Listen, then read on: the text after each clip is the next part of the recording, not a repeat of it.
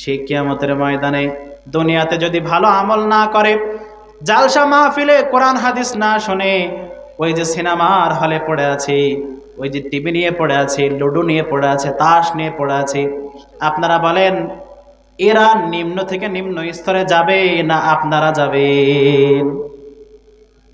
আল্লাহ পাক রব্বুল আলামিন যারা জাহান্নামের আমল করবে এই আমলকারীদেরকে জাহান্নামেই দিবেন। আল্লাহ পাক রব্বুল আলামিন বলছেন, আমি বান্দাকে নিম্ন থেকে নিম্ন স্তরে পৌঁছাতে পারি। এর অর্থ এরকম যে মুফাসসিরিনে কেরাম বলেছেন, আমি তাদেরকে আবার জাহান্নামেও ফেলতে পারি।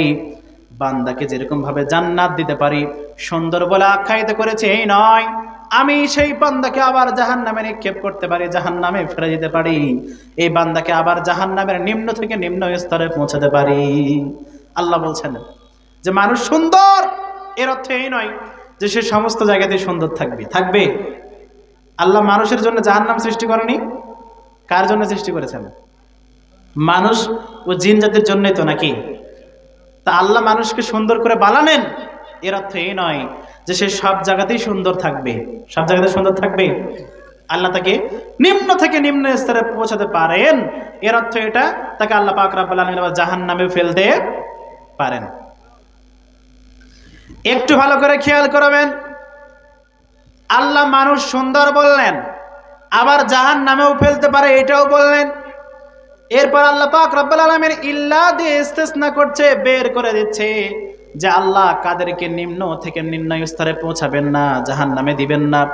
আল্লাহ পাক রব্বুল আলামিন বলছেন, ইল্লাল্লাযীনা আমানু ওয়া আমিলুস সালিহাতি ফালাহুম আজরুন গায়রু মামনুন। আল্লাহ পাক রব্বুল আলামিন বলছেন, ইল্লাল্লাযীনা আমানু, তবে তারা নয়, তারা তাদেরকে জাহান্নামে দেওয়া হবে না। তারা নয়, কারা নয়? আল্লাযীনা আমানু, তবে যারা ঈমান আনে, ওয়া আমিলুস সালিহাত, 2 নাম্বার কাজ হচ্ছে সৎ কর্ম করে, ফালাহুম আজরুন গায়রু মামনুন। আল্লাহ পাক রব্বুল আলামিন বলছেন তাদের জন্য রয়েছে অঢেল পুরস্কার, সওয়াব, যে সওয়াবের কোনো শেষ নাই। কাজ কয়টা? কথা বলেন, কাজ কয়টা? আল্লাহ বলছেন যে আমি মানুষকে সুন্দর করে বানিয়েছি, তাদেরকে নিম্ন থেকে নিম্ন স্তরে পৌঁছাতে পারি, জাহান্নামে দিতে পারি, তবে তাদেরকে জাহান্নামে দিব না যারা 2টা কাজ করবে। কয়টা কাজ করবে?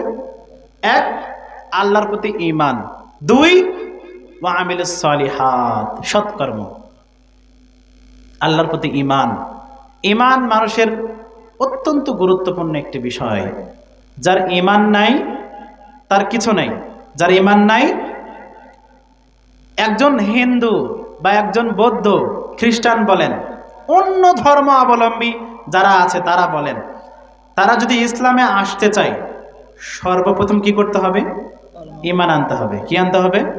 কালেমা পড়তে হবে, ঈমান আনতে হবে। যদি কারো ঈমান না থাকে তাহলে তার কোনো আমল গ্রহণ হবে? কেন গ্রহণ হবে না? কারণ ঈমান আনতে হলে তাকে মুসলমান হতে হবে। কি হতে হবে? মুসলমান হতে হবে। কারণ ইন্নাদ-দীনা ইনদাল্লাহিল ইসলাম, আল্লাহর নিকটে মনোনীত মনোনীত ধর্ম কি? ইসলাম। ইসলাম ছাড়া কি অন্য কোনো ধর্ম আল্লাহর নিকটে গ্রহণ হবে?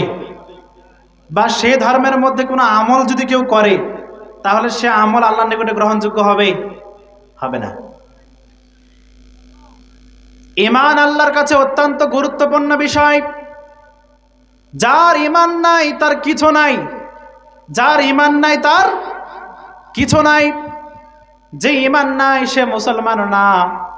যদি কোনো ব্যক্তি ঈমান আনেনি, আল্লাহর প্রতি ঈমান আনেনি, রাসূলের প্রতি ঈমান আনেনি, আল্লাহর ফেরেশতার প্রতি ঈমান আনেনি, আল্লাহ যে বলে 104খানা কিতাব নাজিল করেছেন সেই কিতাবগুলোর প্রতি বিশ্বাস করেনি, ঈমান আনেনি, ভালো মন্দ তাকদীরের প্রতি ঈমান আনেনি, একদিন কিয়ামত প্রদর্শিত হবে, জান্নাত জাহান্নাম কায়েম হবে, কাউকে জান্নাতে দেওয়া হবে, কাউকে জাহান্নামে দেওয়া হবে, এগুলোর প্রতি যারা ঈমান আনেনি, আপনারা বলেন তারা কি মুমিন? আর যারা ঈমান আনেনি, ঈমান না এনে অন্য ধর্মের মধ্যে থেকে কেউ যদি 5 ওয়াক্ত সালাত পড়ে তার সেই সালাত কি আল্লাহর নিকটে গ্রহণ হবে? হবে? কেউ আল্লাহর প্রতি ঈমানই আনেনি, আল্লাহ রাসূলকে নবী হিসেবে মানেই না, আজীবনও সালাত পড়ে যাচ্ছে, সে সালাত গ্রহণযোগ্য হবে? যেমনটি কাদিয়ানিরা করছে। কি করছে? গোলাম আহমদ, মির্জা গোলাম আহমদ কাদিয়ানি। কাদিয়ানি কি আমাদের দিকে আছে নাকি?